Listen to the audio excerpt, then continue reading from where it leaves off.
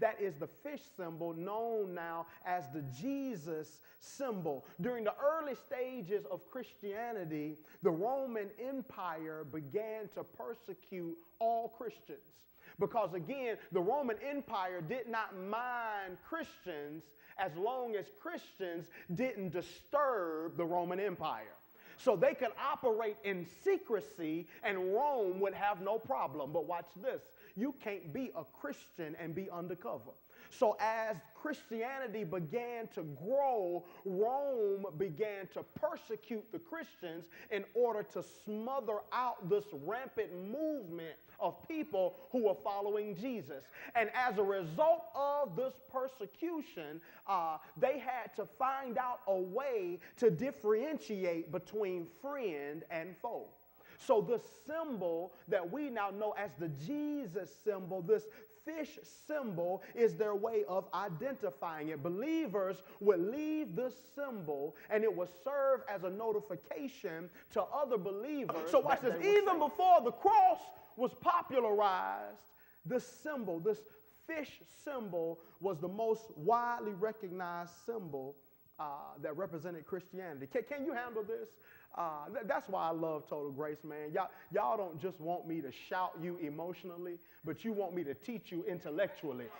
Amen. Because emotion don't change you, but what you learn by knowledge and experientially, it changes you. So can you handle this? The fact that in the early stages of Christianity, of the Christian faith, that the fish symbol was more widely accepted as a representation of Christianity than even the cross?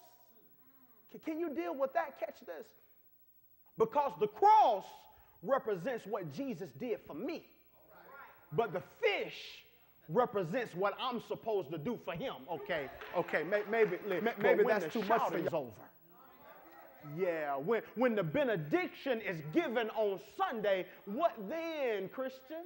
What are we supposed to do now? Watch this. It's the cross that reminds me of what Jesus did for me. When I think about the cross, I think about the place where my sin was overcome by salvation. When I think about the cross, I think about the place where my burdens were washed away by his blood. When I think about the cross, I think about the place where my hurt was healed by his wounded hands. When I think about the cross, I imagine where would my life be if it had not been for Jesus on the cross.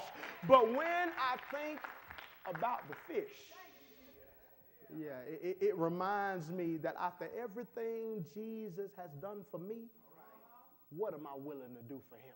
But they fish with nets because they expect to bring in a load of fish. And watch this, if the nets aren't properly cared for, that also dictates the amount of fish they catch. So if they threw out the nets and it was a lot of fish in the net at one point in time, if it's holes in the net or debris in the net, the debris will allow the fish to get out of the net and the holes will allow the fish to get through the net. So no matter that they had a lot of fish at one point, by the time they get it back to them, okay, what they receive is going to be less than what was provided. Let down your net. So is it enough people in the house that have enough faith to let down your net, even if you don't know what's going to happen, but you just got enough belief in the God you serve that no matter what happened, it's going to be for your good and for his glory? I'm just looking for a few folk that are willing to let down their net, because essentially what you're doing is putting your faith on it. Is it anybody in the house that are willing to put your faith on some stuff? I need you to stand up and shout, I'm going to put my faith on my marriage. I'm going to put my faith on my health. I'm going to put my faith on my finances.